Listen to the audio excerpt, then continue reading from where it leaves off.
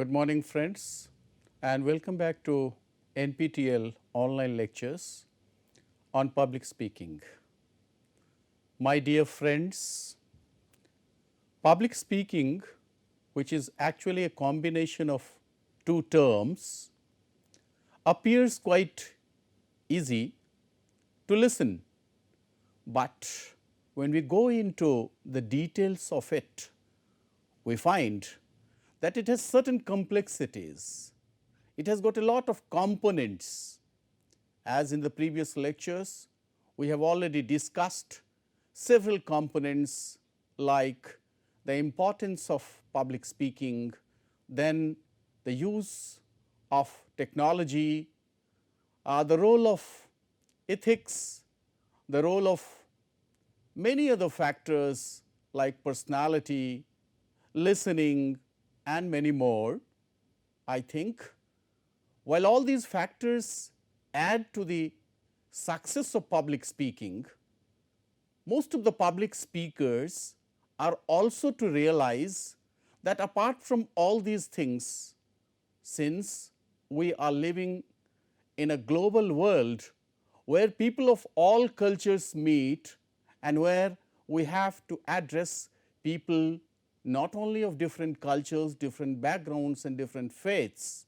Hence, a sort of cultural awareness is also necessary in public speaking, and that is why this lecture is titled Cultural Awareness in Public Speaking. Now, you might be thinking, should a public speaker be sensitive to culture? I mean, should he also be familiar with most of the cultures of the world, because we say that we are living in a multicultural world?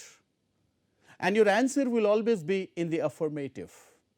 But before we see how we can develop this cultural sensitivity, it is quite pertinent to know what actually is culture. Though most of you come from different cultures and you might be proud of certain things of your culture. So, you might be knowing a few things about your culture, but when we come to have a comparative look at it, you will find that no two cultures are alike.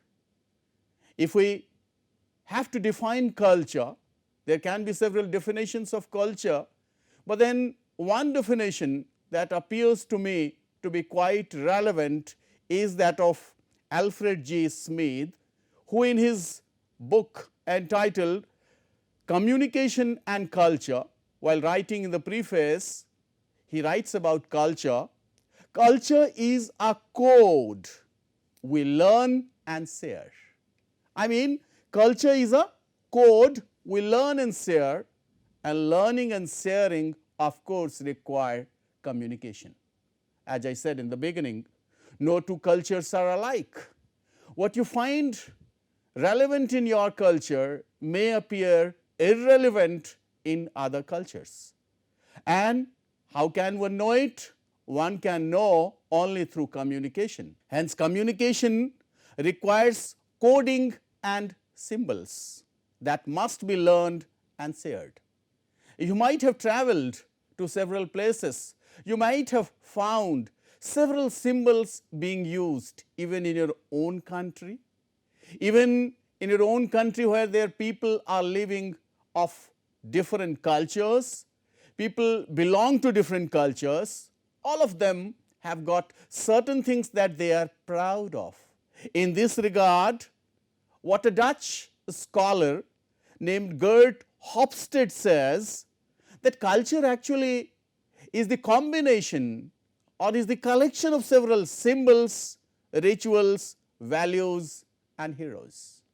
All of us still in India, you might find that we have many myths, many religions, we have our heroes also. One culture will have a cultural idol.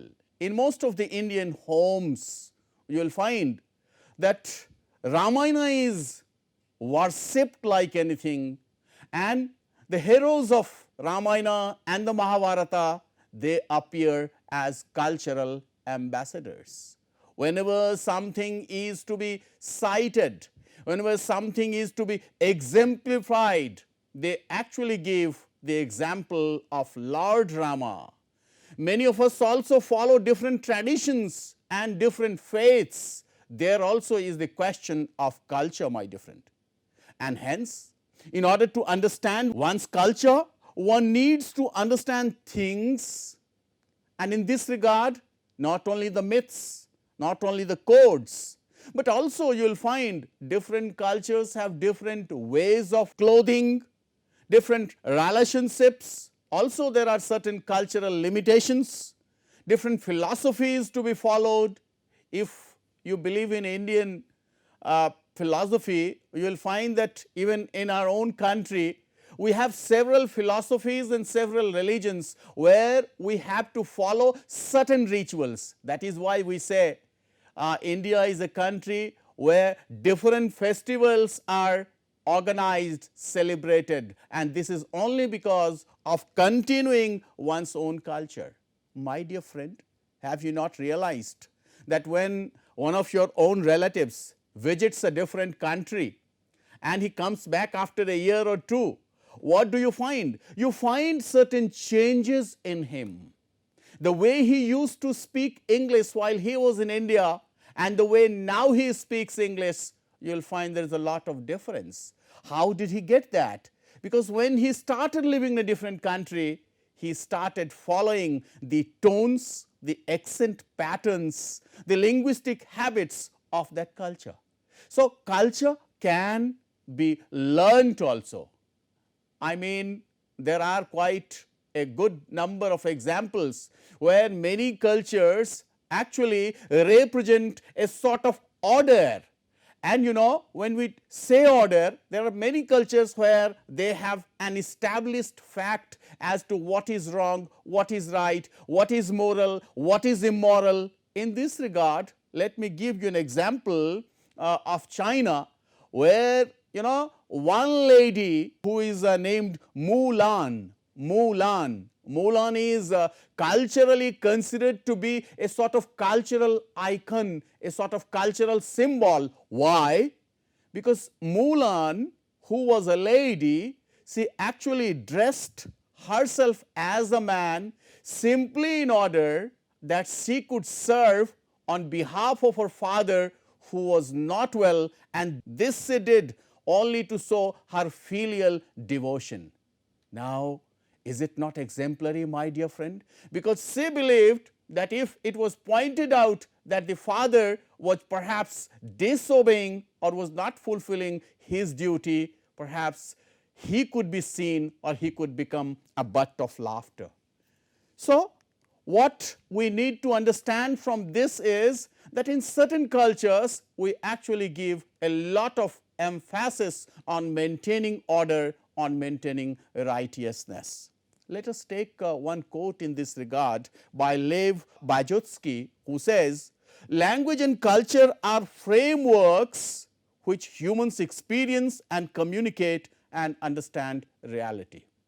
Now, if a person follows one culture today and he simply wants to be happy even when he travels to some different cultures, it will be very difficult for him.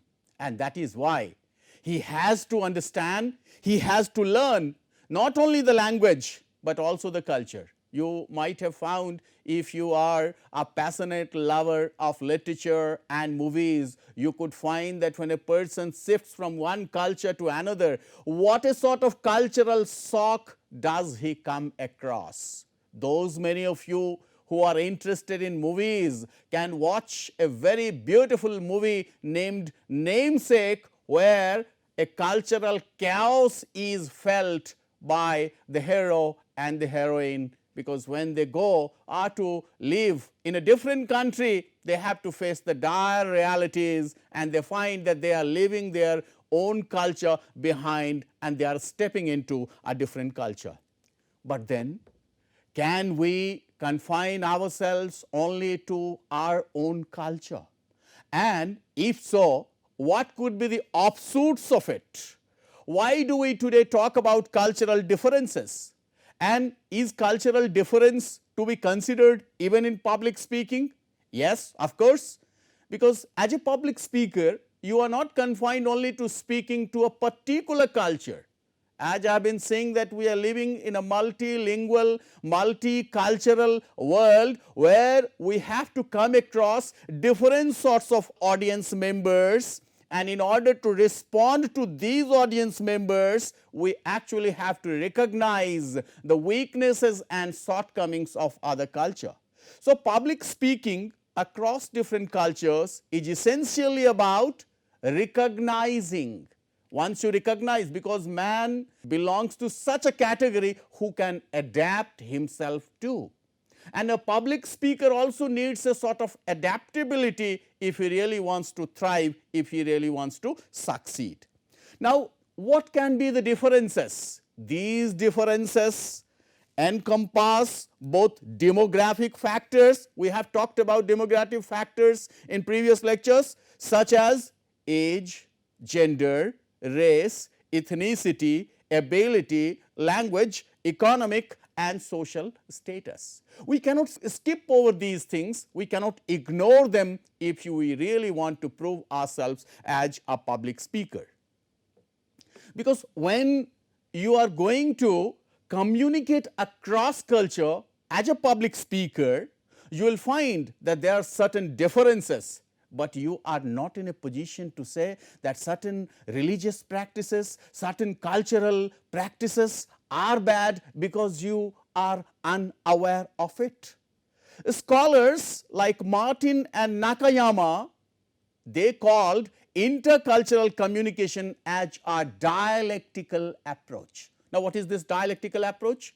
Two opposing views, but since we have to survive, we have to find a sort of resolution. So, when two opposite views, they interface, and in order to reduce, what we have to do? We actually have to neutralize, and as a public speaker, that is very important. Both the speaker as well as the listener, they have actually to participate in a sort of interaction.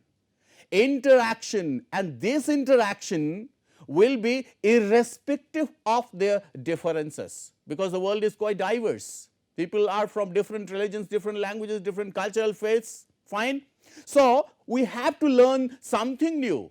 You keep into consideration, or you just remind yourself of any movie where you watched people of two cultures, they interact with each other or they have to live with each other, they find it very difficult. That is why, there is another branch in literature which we call diasporic literature, and these diasporic people, they always find fault with other cultures, but in course of time they have actually to get used to it, they have to learn it. So, it is actually a sort of in-betweenness. A person who is going to communicate in a different culture, he finds himself a sort of in-between thing, but this interactive experience through which we can share several knowledge, several pieces of information, and then the sharing of minds and culture occurs. That is why, as I said, your own relative or your own brother who comes after a gap of 5 years from a different country, you find certain changes in his outlook, in his behavior, in his language, in his dress sense, even in terms of the way he maintains time, you find a lot of difference, my dear friends. So, public speaking provides actually a sort of dialectic flux movement, and this dialectic movement happens which shall lead to a better understanding. So, when two persons can understand each other's culture better, then there will be a proper communication. Otherwise, there will be a sort of communication barrier. What you want to say, what you want to convey is always miscommunicated, misunderstood, because you do not know what is right in a particular culture. Even the way a person greets in one culture can vary. That is why in India you always say you fold your hands. But in other cultures there is a different sort of greeting. Sometimes people simply nod, but then they show a sort of cordiality. This is only because of their culture.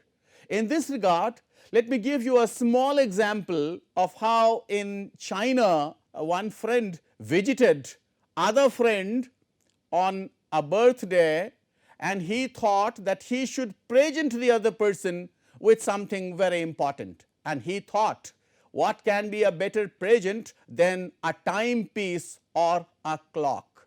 He presented that as a gift, though the other person did not say anything, but relations between them appeared to be hostile, because to present someone as a clock in that country actually means to invite evil for him. This is actually an example. You will come across several such examples, my dear friend.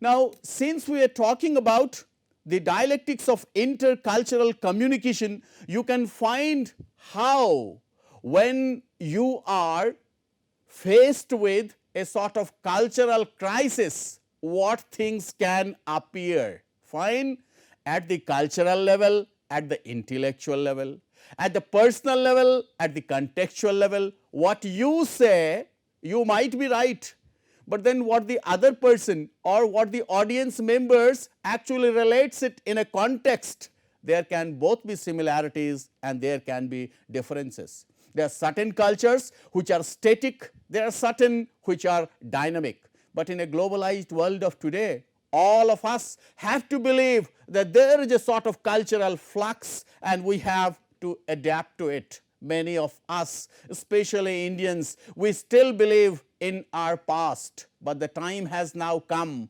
that the present cannot be ignored, and you might find over the years how certain habits are changing, how certain old practices are becoming redundant. Why are they being so? This is only because of a sort of cultural flux. This is only because of a sort of cultural interface. Sometimes your cultural considerations can be a sort of privilege, but whereas on other conditions or in other conditions it can be quite disadvantageous. So, in this regard, it is quite important to understand what actually is meant by cultural intelligence and what is this term called cultural intelligence. The term cultural intelligence was coined in the year 2003 by theorists, namely Christopher Early and Sun Ang. It is actually also known synonymously with some other terms such as cultural quotient and cultural competence. Now, the time has come for all of us, and especially as public speakers, to develop these two, both cultural quotient as well as cultural competence. As humans, we have that ability to learn some other cultures and to accommodate ourselves in some other cultures. The idea of cultural intelligence to a public speaker depends upon his or her ability to convey the chosen message with intended effect to a multicultural audience. Now, imagine you want to convey something and you believe that the way you keep on conveying in your own language and your own culture, it will bring the same response. Maybe it is different, because even there are many terms which we use in a way where it is relevant may become quite irrelevant in some other cultures. That is why we need to develop a sort of cultural sensitivity and we need to develop a sort of cultural quotient. Audience group, especially the people who are on the other side, they actually display the heterogeneity of cultures and language. I have been saying that we do not have people only of one culture or only of one faith in public speaking. We have to deal with people from different faiths. That is why an effective public speaker has to be culturally aware and he has to be culturally competent, my dear friend. But then how can we achieve that? Because we are living in a multicultural, globalized world where we always say that there are no boundaries. The world is a global village. And in order to act, react ourselves globally, we need to develop that cultural competence. Now, if you simply think that this cultural competence is a goal to achieve, no. You cannot achieve it as a target, and you cannot achieve it just in one day. It is actually a process. Have you not understood the fact or realized the fact that there are certain things that we pick up or that we imbibe slowly and steadily? And that is also with cultures. As I have been saying, that people living in a different country, even though he has or she has their native things in their psyche, but over a course of time they develop, because cultural competence is a process to carry on and grow. All of us can grow because all of us within have a sort of competence. An experienced speaker, how he or she can do that? Only through pertinent practice. Why a person imitates the tone of a British or an American, and how is that? It is just like learning language, my dear friend, learning the accentual patterns. So through continuous exercise, through continuous practice, one can learn, and for that you really need to develop a sort of sensitivity which we call cultural awareness. What are certain things that are required in order to achieve this cultural competence and cultural intelligence? One has to be open-minded. No. Rigidity of thought, as we have always been saying, rigidity of thought will always blur a communication process. Hence, as a public speaker, one need not be rigid, rather one has to be flexible, which you call open-mindedness. One also has to show respect for other cultures. It is not that my culture only is the best one, nothing can be above that. No. There can be other things also. Every culture has got something which is distinct, and one has to develop that sensitivity to accept that.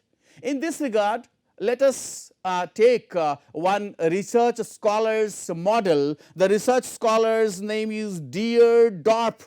Deerdorp provides a model as to how we can develop this intercultural competence, and we will see. It actually depends upon several factors, and these factors are, on the right hand side you can see how it starts. What are these 5 important elements which can help us develop this intercultural competence? Attitudes. It starts with attitudes. What attitude? The attitude to respect other culture. And this can come to you only when you are open-minded. Only when you are always not judgmental. The problem with majority of humans is that we at times become very judgmental, my dear friend. Rather, we have to develop a sort of curiosity, we have to develop a sort of discovery, we have to understand that in every culture there can be something new. So from attitude we also, and how can we have that better attitude? Only when we have knowledge. In many colleges and universities, they provide courses on intercultural communication. And through that you can come to understand how in certain cultures certain things are very distinct, certain things are actually to be ignored. So it actually requires a sort of knowledge. And this knowledge will provide you a sort of self-awareness. Whenever you are interfacing in a different culture, you will of course be aware. You will of course actually feel that perhaps you are interfering with, because at the back of your mind you have your own culture. And once you have the knowledge, you will gather that skills, and out of that within you there will actually be a desired internal outcome. You will have another informed frame of reference. You will not have only the common frame of reference which till now you have been believing as true, and this will finally lead you to an external outcome where you will become more effective, where you will become more tolerant, where you will become more communicative, where you will have a distinct sort of behavior, and only then you can communicate, my dear friend. Is it not a better way to develop a sort of intercultural competence? And there is actually a connectivity between public speaking and multiculturalism. We'll also see how in certain cultures certain things are to be disapproved of, because intercultural communication simply acts as a passage, as a license for cultural awareness. And a public speaker in course of time gets acquainted with different cultures through study, through understanding, because communication and culture, they are intertwined. Now, we all believe that when we actually start living in a different culture, or we get exposed to a different culture, at times there is a sort of cultural gap which develops. But this cultural gap has to be connected. How can that be? Through proper speech response, directly or indirectly, and through feedback. You will at times find that most of us Indians, we actually take time very easily, but you may be at times pointed it out by a person of different culture who may say that perhaps you are late by 5 minutes, and that time you actually get yourself aware. Fine? So you'll have to rectify the strength of communication through feedback. We have already talked a lot about feedback in the previous lectures. These cultural codes which you do not know and you are trying to understand, they can only act as a weapon to unlock and connect the gap. All of us have within us a sort of wisdom. Please unlock the wisdom of the heart. Unlock the wisdom of the heart, and through that connect yourself to a different culture. This can be done through rehearsals. You will find, if you read some novels which are based on diasporic themes and all, there are many characters in many novels who in course of time they develop a sort of cultural adaptability when they are in a different place, and through different interactions they get themselves prepared for the better. For that, curiosity or the urge is a requirement, and this can guide a speaker to receive and process cultural feedback far efficiently. Now, this can help not only in our personal relationships, my dear friend, not only in public speaking, but in many of the business venues, opportunities. Fine? How? Imagine you are to speak to a different crowd, isn't it? Many of us get the time to present our papers in front of the audience who are from a different culture. So, at that time, what are the things that one must be reminiscent of?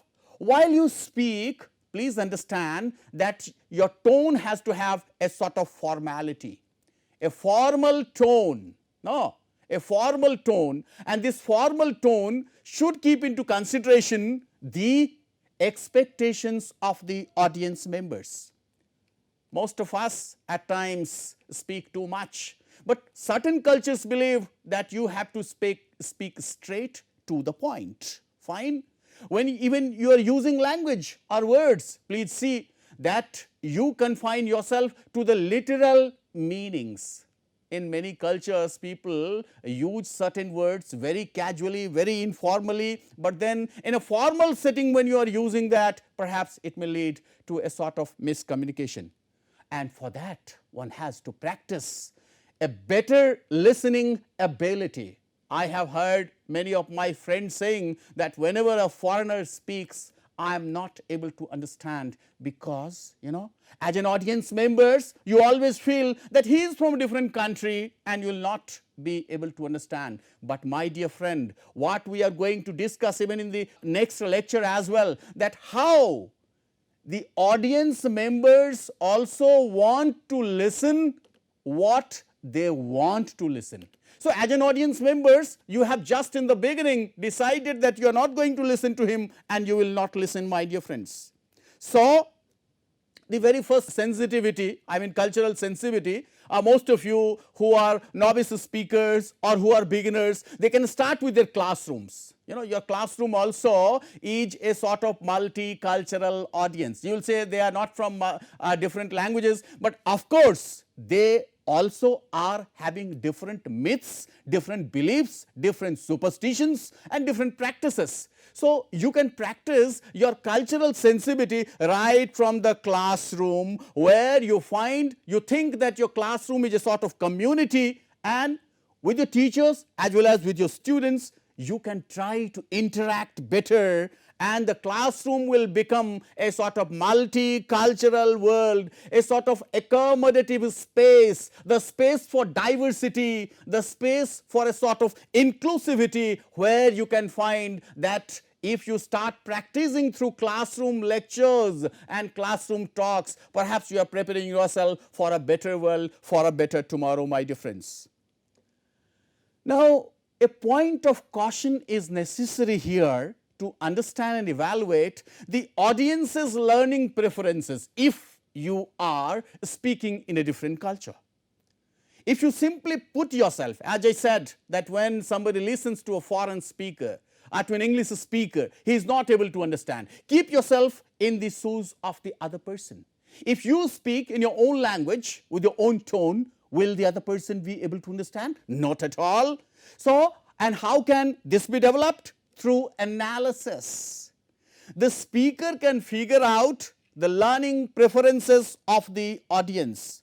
This learning preference actually tells you what is the preferred medium, what sort of mode do the audience members require, whether they want oral, spoken way, visual or theoretical. As a public speaker, you have to understand all these things. What can serve better to an audience who is not able to understand my language effectively? Perhaps my visuals will work, compensate for the lapses of a public speaker like me when I am exposed to a different sort of audience.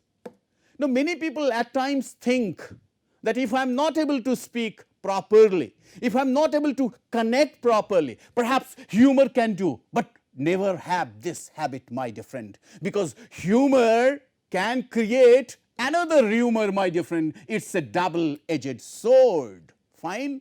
In a pluralistic setup, a public speaker is bound to exercise more caution. So even when you are using, because as public speaker we say that at times things are difficult, you can bring some amount of humor into it, but remember, the humor should be understood. At times it has been seen that the humor has not been responded to properly because the audience members could not connect to the humor that the speaker provided. So the content or the matter which you have prepared, fine, or the graphic support, or the figures, or the visuals should be ensured that it should not contain anything which can be offensive.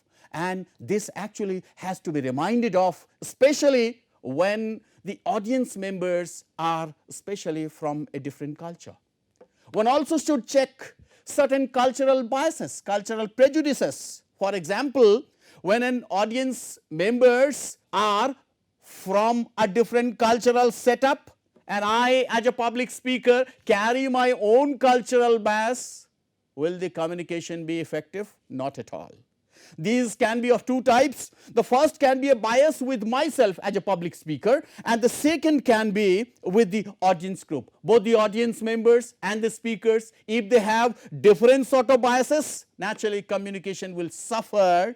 The communication purpose will be defeated. So the latter, from the audience's point of view, it can be regulated by understanding, by a clear understanding of the cultural context. As I said, presenting a clock to a Chinese friend is a sort of irrelevant exercise because it could not bring a sort of particular, relevance to it. The same way, I am reminded of another story where a new organization was trying to sell its goods, and for that they were providing free caps. But you know what happened? Nobody came to that counter and that was only because of the color of the cap.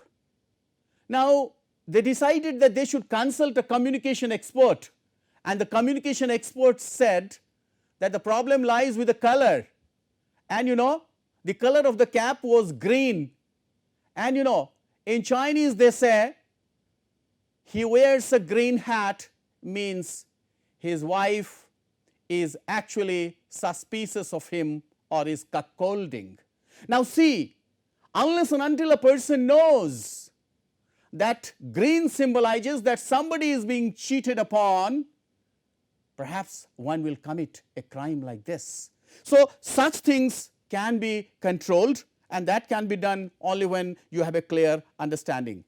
Cultural caution should be exercised in public speaking. There can be several things in this regard which we shall discuss at length when we discuss use of non-verbals in public speaking. But at present, let me tell you only two things, that the world has been divided into two cultural contexts. The one is a high cultural context and the other is a low context culture.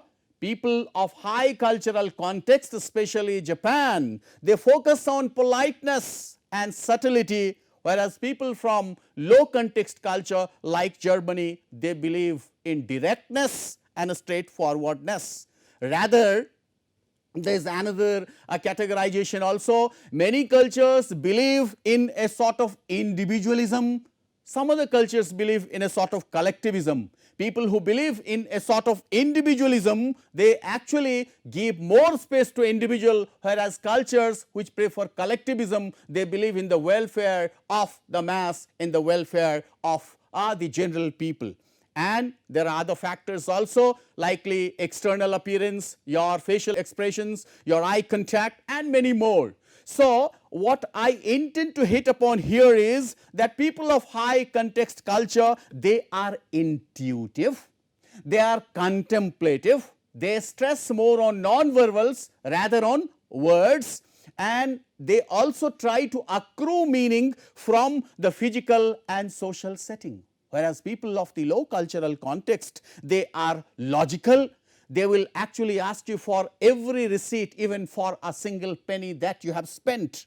They are analytical and accent oriented. Such people often value individualism. Now, before we come to wind up this talk, it would quite be pertinent to provide you with some of the examples, and examples especially of cultural faiths where there are certain superstitions also.